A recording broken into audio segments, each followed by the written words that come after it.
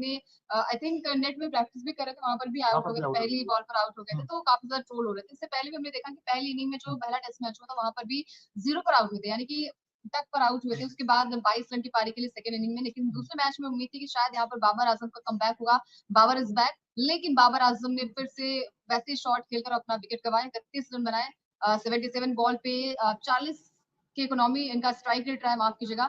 2 चौके और एक भी सिक्सेस नहीं लगाए बाबर आजम ने, और बाबर आजम लगातार इसलिए भी ट्रोल रहे हैं।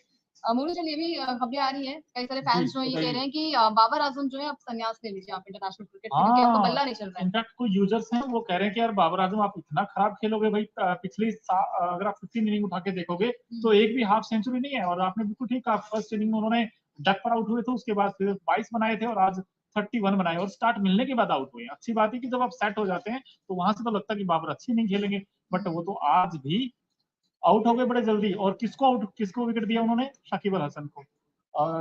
वो लेफ्ट आर्मर है, और लेफ्ट आर्मर अगेन फिर अंदर आया, फिर एलबीडब्ल्यू हो गए, बिल्कुल तीनों स्टंप्स के सामने पाए गए। और आज भी 31 बनाए हैं, 31 बनाए उन्होंने। और किसी भी पाकिस्तान के बैटिंग में अगर देखें तो 100 नहीं है एक बैट्समैन का भी, बट फिर भी 274 बना दी, ठीक ठाक स्कोर है, बुरा स्कोर नहीं है अंकिता। बट ये कैसे कम बैक करेंगे ये देखना दिलचस्प होगा। बिल्कुल, कम बैक कैसे करेंगे ये देखना दिलचस्प इसलिए होगा क्योंकि पहले मैच में बुरी तरीके से हार का सामना करना पड़ा। यहाँ पर अगर शफीक की बात करिए तो 0 पर आउट हो गया, खाता मतलब नहीं खोल पाए। खाता नहीं खोल पाए। पिछली बार बाबर आउट हो गए थे पहली इनिंग में, इन्होंने लगा कि चलिए बाबर को क्या कहते हैं ना, लेगेसी को आगे बढ़ाते, तो ये भी 0 पर आउट हो गया 6 बॉल खेलते हुए। और यही चीजें होती है कि जब आपका ओपनिंग कॉम्बिनेशन जो है इस तरीके से ओपन करता है, और ओपनिंग पार्टनरशिप बिल्ड करने में काफी टाइम भी लगता है, लेकिन बाबर आजम की बात करें तो बाबर आजम ने उस तरीके से पारी नहीं खेली। बात हो रही थी कि शायद इस बार बाबर का बल्ला चलेगा, शायद पाकिस्तान कम बैक कर पाएगा। मोनू, आपने कहा कि 274 जो है वो कम नहीं है, लेकिन बांग्लादेश की टीम जिस तरीके की फॉर्म में है, और आपने पहला मैच देखा होगा जिस तरीके की बल्लेबाजी वो करती नजर आई, अटैकिंग बल्लेबाजी, और उनके हर एक बैट्समैन में वो आर्ट है। आपने देखा होगा कि पहला अभी 10 रन बना चुकी है बांग्लादेश की टीम, कोई नहीं गिरा है। तो अब दूसरे दिन का खेल किस तरीके से शुरुआत करती है यहाँ पर बांग्लादेश की टीम, ये देखने वाली बात होगी। लेकिन मेहदी हसन मिराज की क्या बात की जाए, 5 विकेट चटकाए, 5 विकेट यार, ये गेंदबाज बड़ा शानदार भाई, आज इसको मानना पड़ेगा। बिल्कुल, 22.1 ओवर में इन्होंने 61 रन दिए, 5 विकेट, बड़े विकेट चटकाए, 2.80 की इनकी इकोनॉमी रही है, और बड़े ही किफायती साबित हुए। मोनू, हमने देखा है कि पिछले मैच में भी इन्होंने सबसे ज्यादा विकेट चटकाए थे, साथ दिया था शाकिब अल हसन ने, और इस बार इनका जो साथ मिला है ना वो कमाल का रहा है। और कमाल की बात यह है कि बांग्लादेशी बल्लेबाज गेंदबाजी की बात करें या फिर बल्लेबाजी की बात करें, हमेशा चर्चा का विषय रहती है, लेकिन इस बार काफी ज्यादा दिलचस्प इसलिए हो गया क्योंकि पाकिस्तान जैसी बड़ी टीम को आपने उनके घर पर हराया। पहला मैच एक तरफा अंदाज में बांग्लादेश की टीम जीती थी, 10 विकेट इस मैच को अपने नाम किया था, और जो 25 साल का रिकॉर्ड था वो भी तोड़ दिया था। तो अच्छी बात है बांग्लादेश की कि बांग्लादेश की टीम जो है वो कमबैक करी, और भारतीय टीम के लिए भी खतरे की घंटी है मोनू, क्योंकि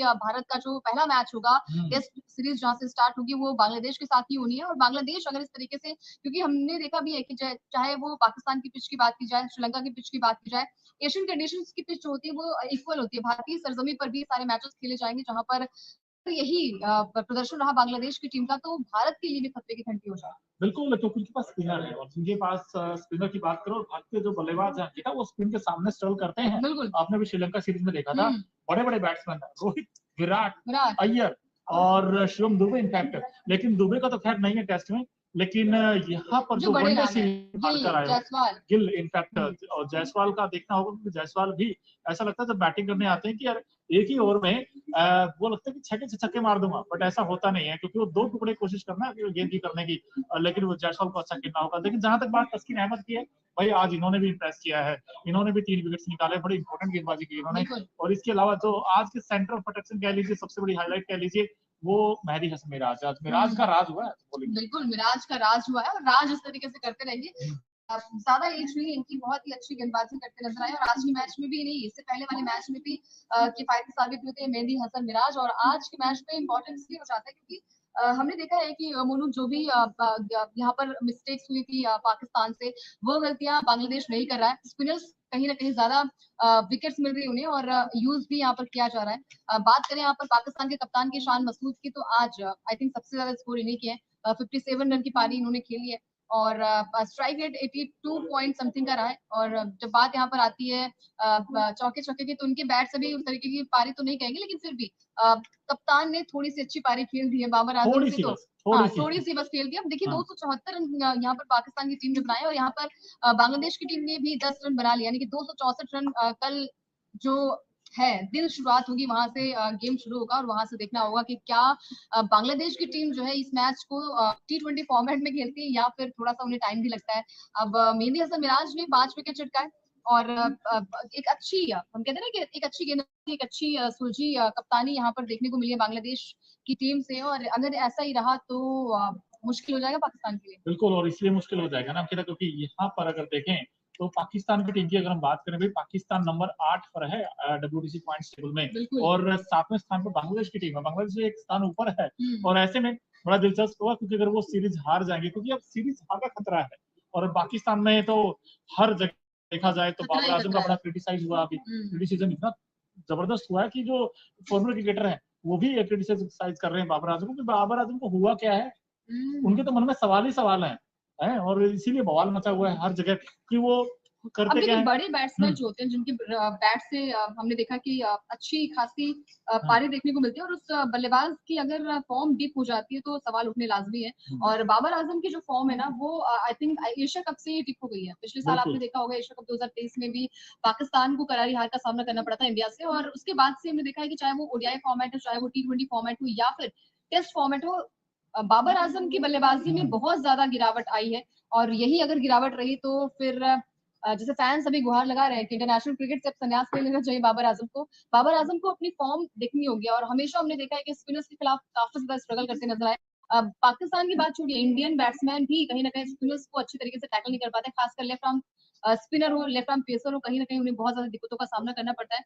और इस मैच में भी हमने देखा है कि चलिए 274, मोनू आपसे मैं पूछना चाहूंगी क्या ये रन जो है वो मार्जिन जो दिखा रहा है, जो स्कोर बोर्ड पर ये रन है, क्या ठीक ठाक है? नहीं, रन ठीक है, बट आपको विकेट्स लेने होंगे क्योंकि आपको बॉलिंग अच्छी करनी होगी। तो आपने पिछले मैच में देखा होगा जहां पर मुश्फिकुर रहीम ने 191 बना दिए थे, बांग्लादेश के बैट्समैनों ने अच्छा किया था।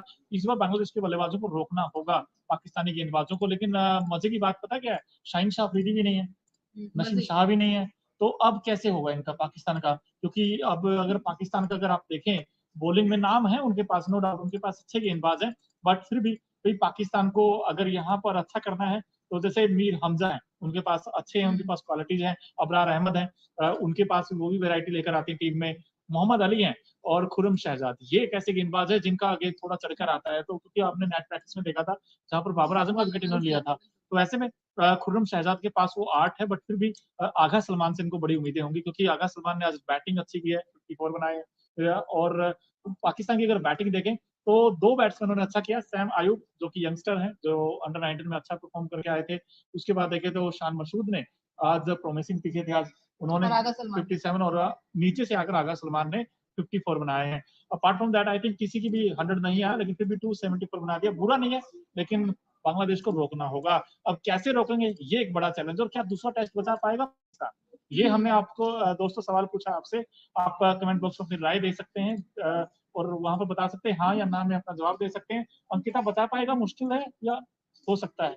अब देखिए मुश्किल तो है क्योंकि बल्लेबाजी बांग्लादेश की बहुत ही तगड़ी, आपने पिछले मैच में देखा होगा 191 की पारी खेली थी, तो ये बहुत बड़ा आई थिंक उनके लिए टास्क नहीं होगा। अगर यहाँ से यहाँ पर अगर जैसे आपने खुर्रम की बात की कि अगर ऐसे ही वो गेंदबाजी करते रहेंगे, क्योंकि हमने देखा कि बाबर आजम बहुत ज्यादा टैकल हुए थे नेट प्रैक्टिस में, अगर अगर ऐसी गेंदबाजी तो फिर थोड़ी सी मुसीबत हो जाएगी बांग्लादेश के लिए। लेकिन बांग्लादेश के हौसले बुलंद है, बांग्लादेश की टीम जो है वो पहला मैच जीत कर आ रही है, तो कहीं ना कहीं पॉजिटिव साइन उनके अंदर है। और यही चीजें होती है कि अगर आप बड़ी टीम आते हैं तो आपका दबदबा ज्यादा होता है, आपकी जो जीत की परसेंटेज होते हैं वो ज्यादा होते हैं। तो मेरे हिसाब से बांग्लादेश की टीम अभी थोड़ी सी आगे नजर आ रही है पाकिस्तान से। बिल्कुल, और जो पोल क्रिएट किया था दोस्तों, उस पर आपकी जो राय है वो 60-40 है। तो 60 लोगों का ये मानना है कि मुश्किल है, नहीं बचा पाएगा दूसरा टेस्ट। अगर दूसरा टेस्ट नहीं बचा पाया तो फिर पाकिस्तान